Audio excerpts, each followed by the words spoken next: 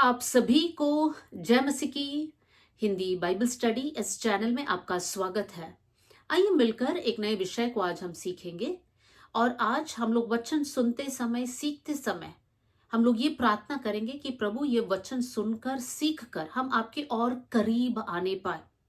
तो आइए आज का वचन की ओर हम आगे बढ़ेंगे। और आज मैं एक शब्द को लेकर कुछ बातों को आपके सामने रखना चाहती हूँ। तो इस शब्द में आने से पहले कुछ बातों को आपके सामने रखना चाहती हूँ कि जब हम लोग प्रार्थना करते हैं, जब हम लोग परमेश्वर से बात करते हैं, तो बहुत से वक्त हम लोग इस प्रकार के शब्द का इस्तेमाल करते हैं। प्रभु यीशु मसीह, प्रभु परमेश्वर, हम लोग प्रभु ये शब्द को हम लोग इस्तेमाल करते हैं। प्रभु के लिए इंग्लिश में इस्तेमाल किया हुआ शब्द है लॉर्ड। प्रभु या लॉर्ड का मतलब क्या है? मतलब यह है स्वामी, मालिक। तो जब हम लोग कहते हैं प्रभु यीशु मसीह, तो हम वास्तव में क्या कहना चाहते हैं? हम ये कह रहे हैं कि यीशु मसीह हमारा स्वामी है, हमारा जीवन का मालिक है।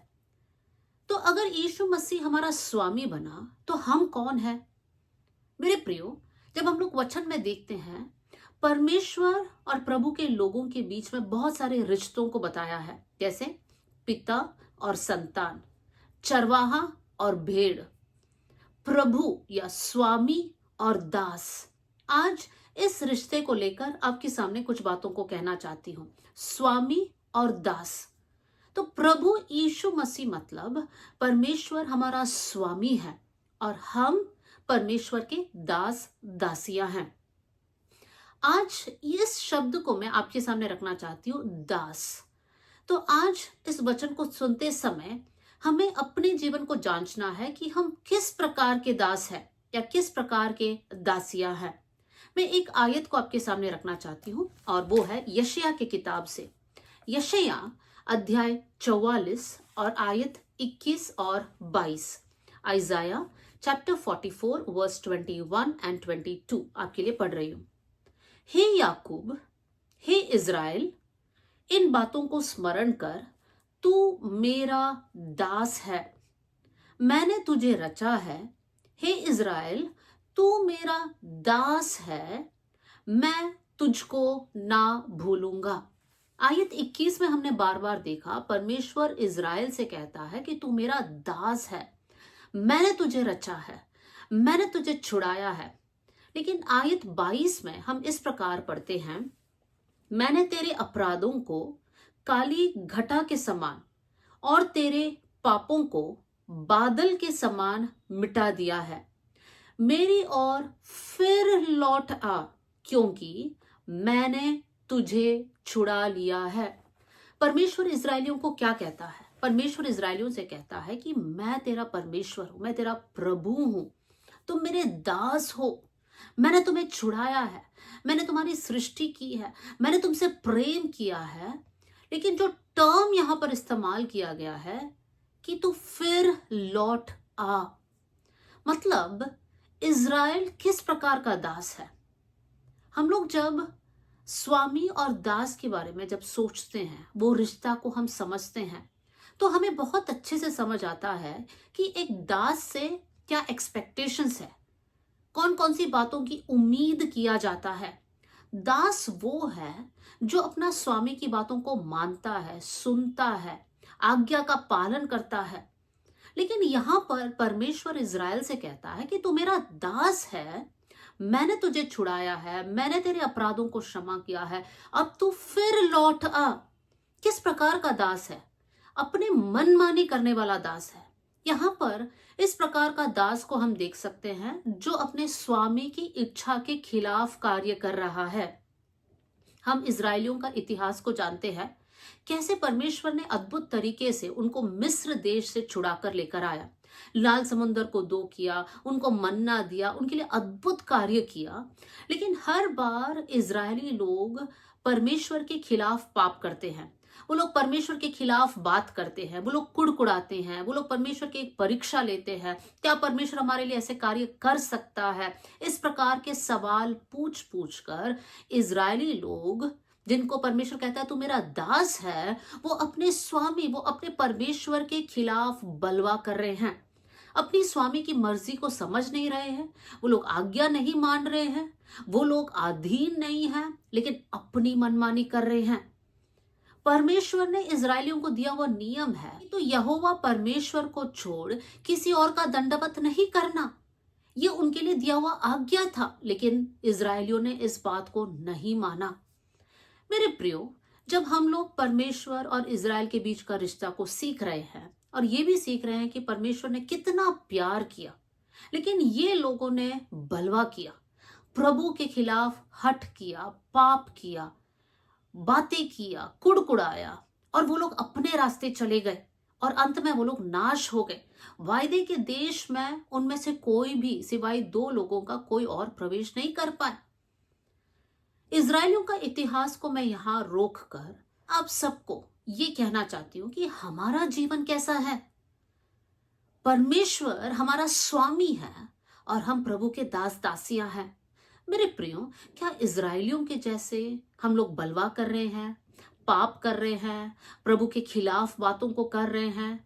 क्या हम आज्ञा तोड़ रहे हैं? हम किस प्रकार के दास हैं? जब परमेश्वर हमको देखता है, परमेश्वर क्या दुखी है या परमेश्वर हमसे प्रसन्न है? हम इन बातों को थोड़ा सा गौर करें। आप अपने जीवन को जानते, हम सब अपने अपने जीवन को जान सकते, किसी और के जीवन को नहीं जान सकते हैं। जब मैं अपने जीवन को जांचती हूँ, मुझे ये सोचना है, क्या परमेश्वर मुझसे प्रसन्न है? क्या मैं प्रभु के सामने एक अच्छी दासी हूं? दिन भर जो मैं करती हूं, क्या उससे मेरा स्वामी मुझसे प्रसन्न है? मेरे प्रियो, इस सवाल का जवाब कोई और नहीं, सिर्फ हम दे सकते हैं। तो आइए हम लोग हमारे जीवन को जांचने वाले बन जाए। इसी शब्द को एक दूसरा लेवल में आपके सामने मैं लेकर आना चाहती हूँ। उसके लिए हम लोग पढ़ेंगे लूका के सुसमाचार से। लूका का सुसमाचार अध्याय 7 आयत 2। Luke chapter 7 verse 2। यहां पर हम पढ़ते हैं, यहां किसी सूबेदार का एक दास जो उसका प्रिय था, बीमारी से मरने पर था। यहां पर भी हम लोग एक स्वामी और दास के बारे में सीख सकते हैं। हम लूका के सुसमाचार अध्याय 7 में एक सूबेदार के बारे में पढ़ते हैं। वो सूबेदार का एक दास था जो बहुत बीमार था, और सूबेदार इस दास के लिए यीशु के पास अपने कुछ लोगों को, अपने कुछ दासों को भेजता है। उस पूरे घटना को हम जानते हैं, लेकिन एक शब्द जो ये सूबेदार के बारे में कहा गया है कि सूबेदार जिस दास की चंगाई के लिए मांगता है, वो दास इस सूबेदार का प्रिय था। मेरे प्रियो, तो यहां पर हम कह सकते हैं इस घटना में एक स्वामी और दास है, लेकिन ये कोई साधारण दास नहीं, ये प्रिय दास है। प्रिय दास का क्या मतलब है?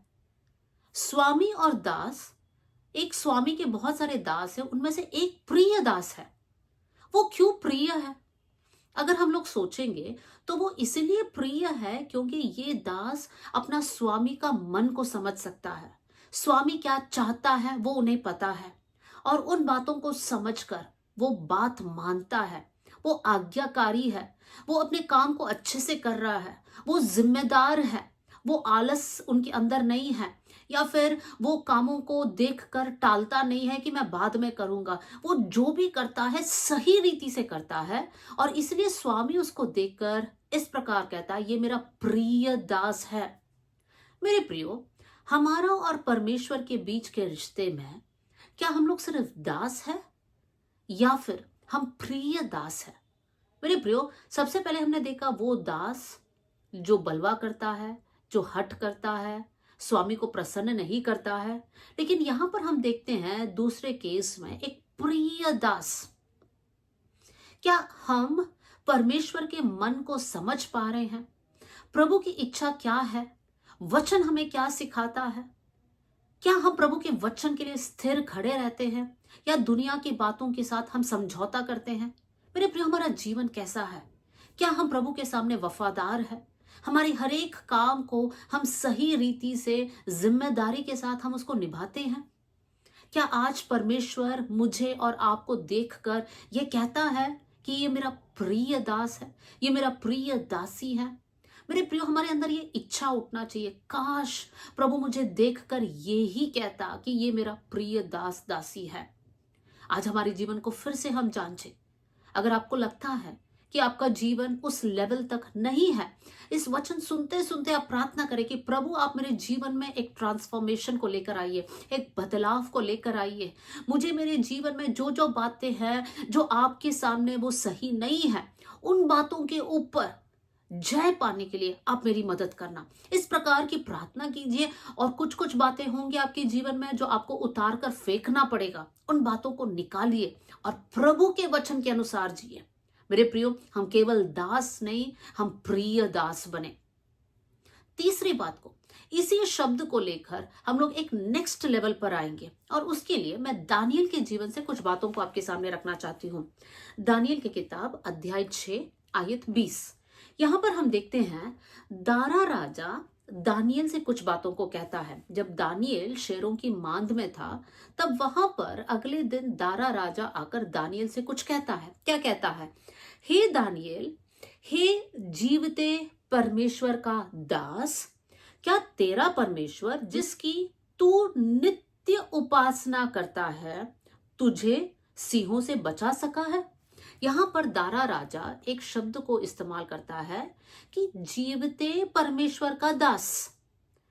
जब दारा राजा दानियल को देखता है, दानियल को देखकर उसका एक स्वभाव यहां पर पता चलता है कि ये परमेश्वर का नित्य उपासना करता है।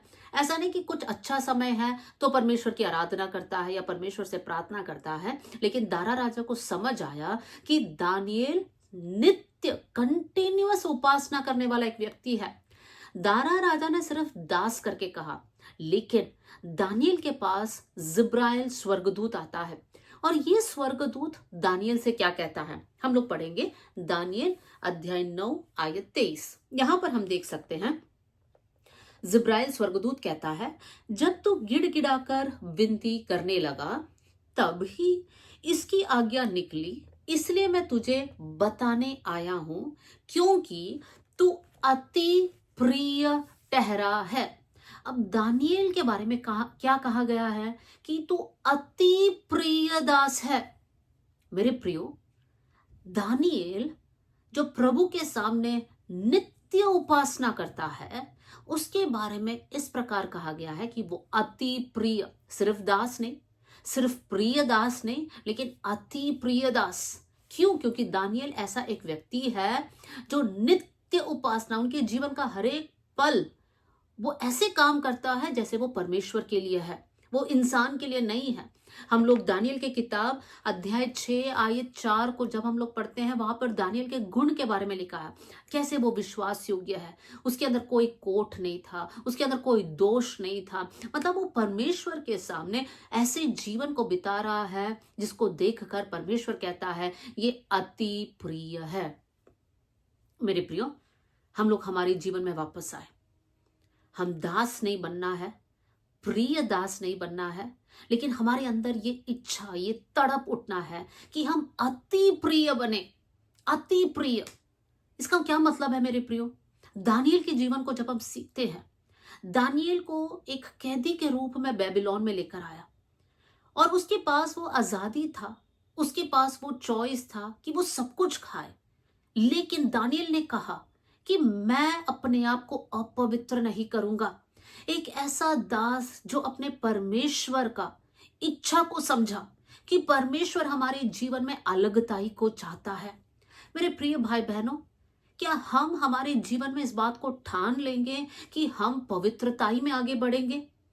इस समय जब हम लोग रहते हैं, हमारे आसपास इतनी बातें होता है कि हमारे लिए पवित्र जीवन जीना मुश्किल है। इतना मीडिया है, टेक्नोलॉजी है, गलत बातें हो रही है, इतने करप्शन है, भ्रष्टाचार है, तो हमारे लिए पाप में गिरना बहुत आसान है।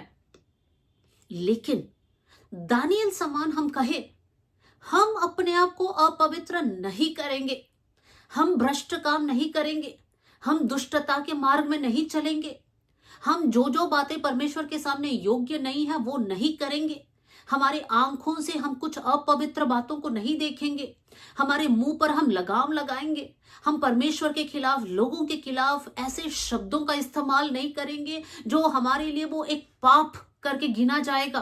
क्या हम इस प्रकार का एक निर्णय ले सकते हैं? मेरे प्रियो, दानियल के जीवन को जब हम देखते हैं, वो अपने कामकाजी में विश्वास योग्य था। जो भी करता था उसमें कोई खोट नहीं था, उसमें कोई कपट नहीं था। लोग चाहते हुए भी दानियल के अंदर दोष नहीं निकाल पा रहे थे। मेरे प्रियो, जो कुछ हम करें बहुत ही सही रीति से करें, उत्तम तरीके से करें। दानियल के बारे में लिखा है उसके अंदर उत्तम आत्मा था, द स्पिरिट ऑफ एक्सेलेंस। जो कुछ करता था वो बहुत बेस्ट तरीके से करता था। क्या हम ऐसे कर पाते हैं? हम लोग परमेश्वर से कहेंगे, हम बस 5 मिनट भी हम लोग वचन पढ़ते हैं, पूरे मन लगाकर हम वचन पढ़ेंगे। हम किसी से बात करते हैं तो पूरे मन से उनसे बात करेंगे। ऐसा नहीं कि सिर्फ फॉर्मेलिटी के लिए हमें कुछ करना है। मेरे प्रियो, जो भी हम करते हैं पूरे मन से करने वाले बन जाए। हम लोग आराधना करते हैं तो ध्यान को भटकाए बिना हम आराधना करने पाए। इसलिए हमें परमेश्वर का एक फेवर, एक अनुग्रह को मांगना पड़ेगा। लेकिन हम ये चाहत को रखेंगे कि प्रभु हम आपके अति प्रिय दास दासी बने।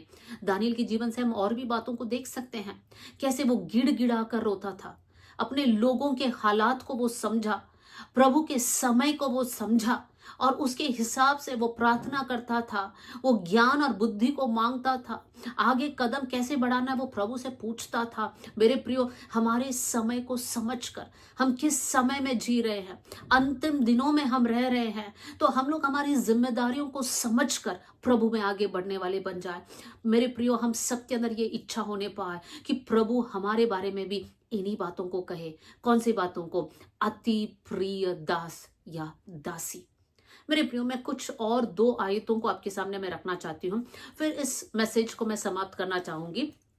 हम लोग पढ़ेंगे मत्ती का सुसमाचार अध्याय 25 उसका आयत 21, मैथ्यू 25 वर्स 21। यहां पर हम पढ़ते हैं, उसके स्वामी ने उससे कहा, धन्य है अच्छे और विश्वास योग्य दास, तू थोड़े में विश्वास योग्य रहा, मैं तुझे बहुत वस्तुओं का अधिकारी बनाऊंगा।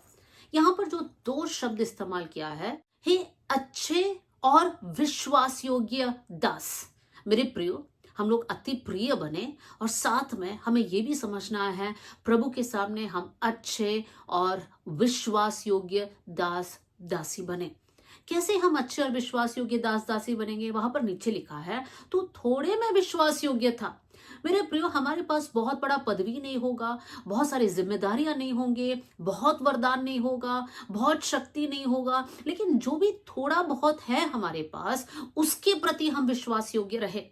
हो सकता है आप एक संडे स्कूल टीचर होंगे, जो छोटी सी जिम्मेदारी आपको मिला, आपको लगता है बहुत छोटी है, लेकिन प्रभु के नजर में वो छोटा नहीं है।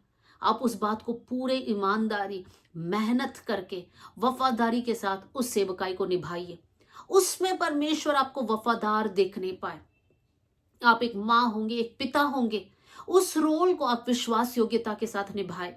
आप एक पति या पत्नी होंगे, आप समझिए प्रभु ने आपको दिया हुआ जिम्मेदारी क्या है और उसको विश्वास योग्यता के साथ पूरा कीजिए। मेरे प्रियो, हम सब अपने कामों को विश्वास योग्यता के साथ पूरा करना है। आप जहां नौकरी करते हैं वहां पर विश्वास योग्य बने।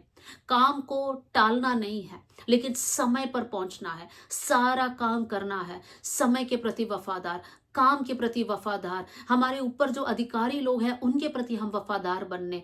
तब परमेश्वर हमको देखकर कहेगा, हे अच्छे और विश्वास योग्य दास।